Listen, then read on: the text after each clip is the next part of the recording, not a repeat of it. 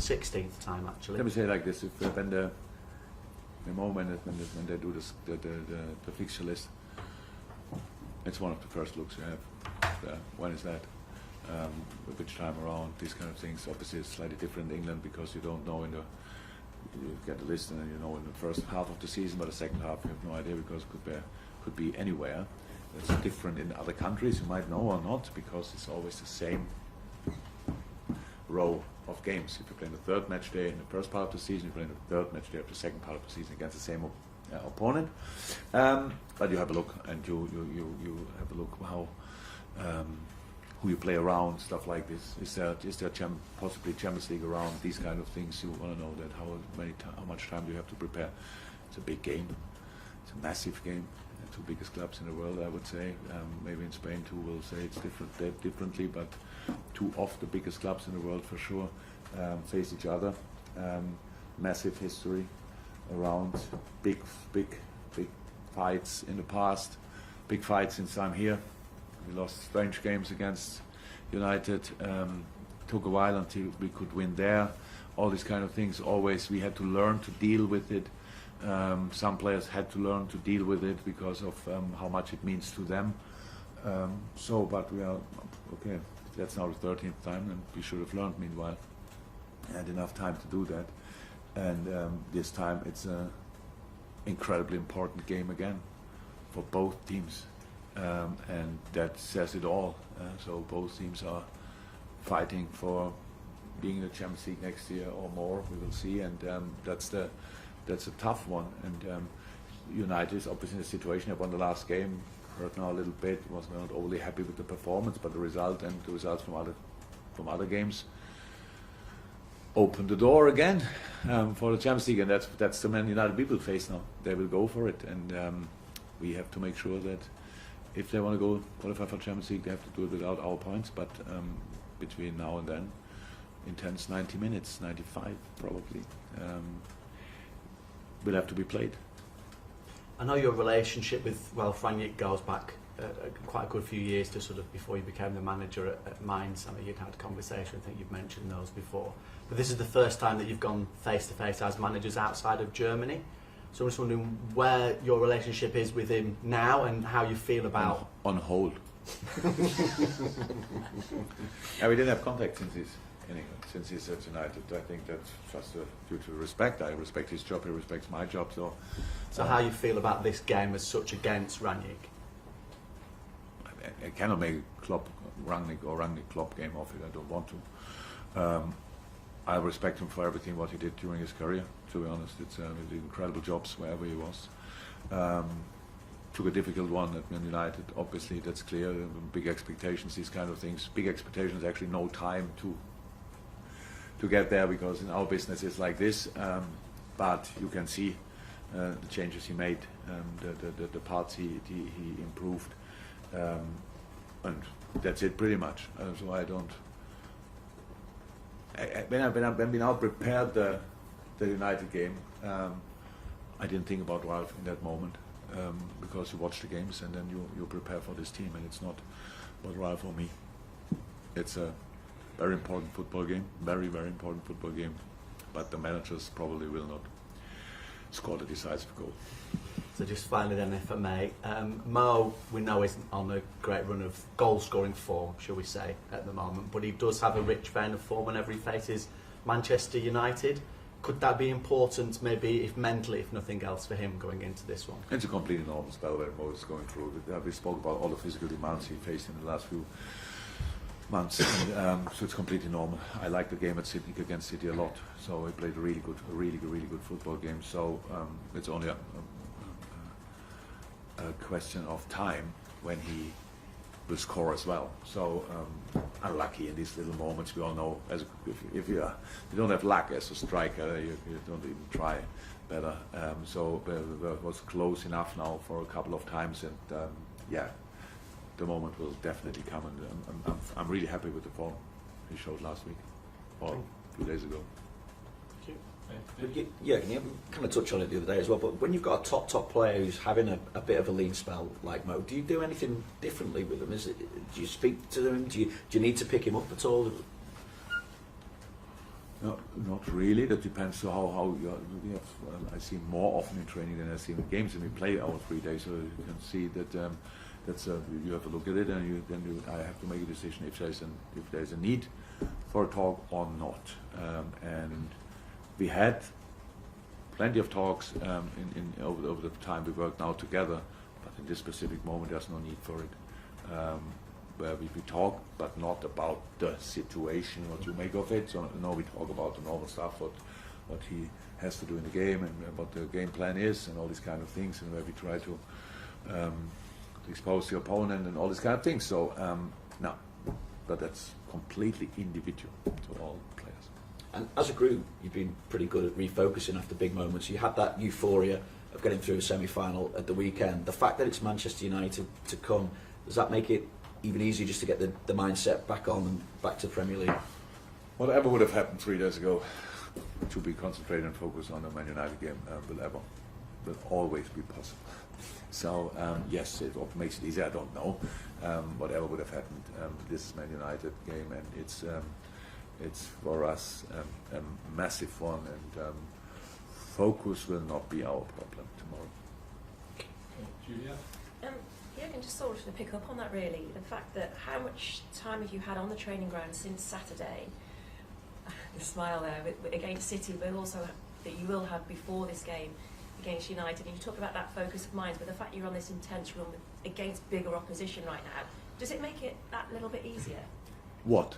That we cannot train? No, that it's not the mind. I suppose the mindset is more. You do the training, but how much training do you need to do because of the opposition that you're facing? Oh, our situation is pretty much now already since early January always the same.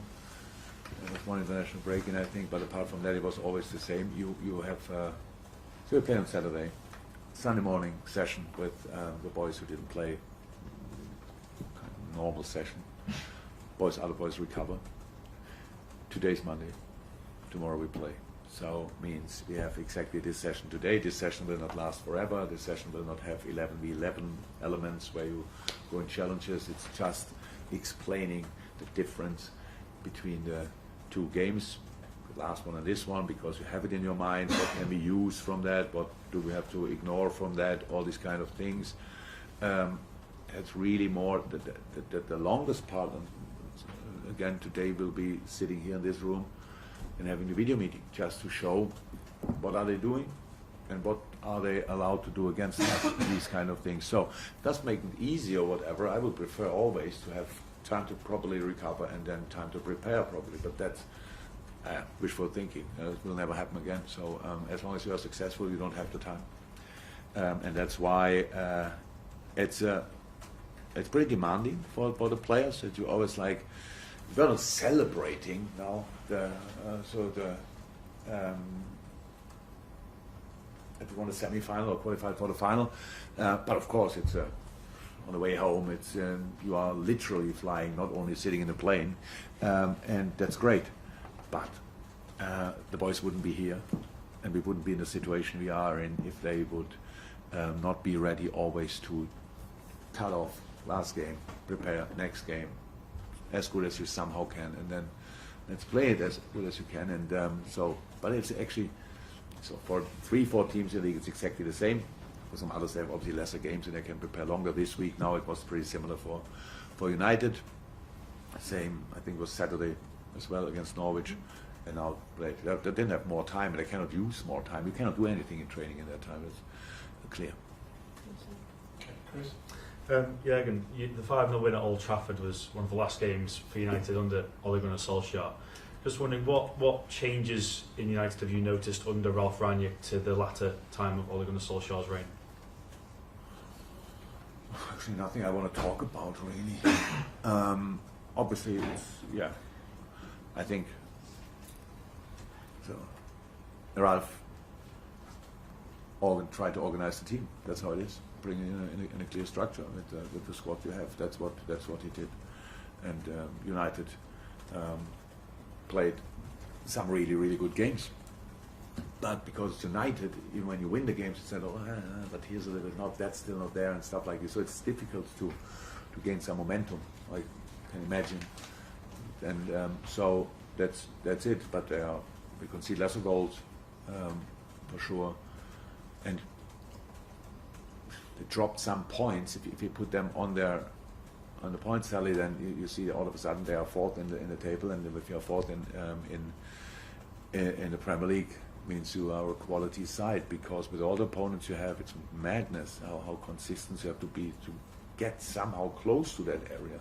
You also see Tottenham flying in the moment and get a little drop here, but the quality they have is incredible.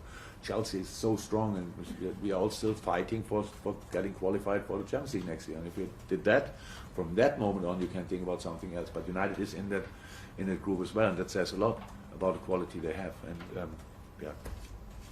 I just wonder as well, the midfield three rightly got a lot of praise from their performances on Saturday. But given the options that you have in midfield, how difficult is it to select your three in midfield when the options that you'll be leaving out as well? Yeah, in our situation it's clear. There were some players on the squad for the weekend, for example, and will not be in the squad for tomorrow, who are in a really good shape. Really, really, really good. So nobody that I wouldn't tell here, obviously, would say, oh, it's easy for us to leave him out. But the boys behave good. If we achieve anything this year, whatever it will be, it's because of how all the boys deal with the situation, and that means as well the boys who are not in the squad from time to time, because they keep still the training quality extremely high level. Really, all credit to them. It's absolutely outstanding. So now making decisions, I have to do something. I don't run, obviously, on the pitch, and I don't score goals. I don't defend, all these kind of things. So I have to do something, and decision making is one of the things I have to do, and that's all about to try to figure out how it is. You try to what is the best possible formation, and you have to think about intensity in the past, who played how often, all these kind of things. We didn't have that situation too often. Usually in that part of the season we are already on three wheels and try to get somehow through. So hopefully we have to make this decision until the end of the season. Thank you. Okay, last question is Carl, please. Sadio, great game on Saturday, and scored 4 goals, 4 games now. I'm just wondering how maybe the added competition you got from Luis Diaz's arrival in January, which would be seen as his position, how much maybe that's influenced or had an effect on his performances or the way he's played, and that role through the middle, is that something you can do longer term for you? I know Sadio since nearly 6 years. As far as I know him, he never needed any kind of competition to try to be the best version of himself.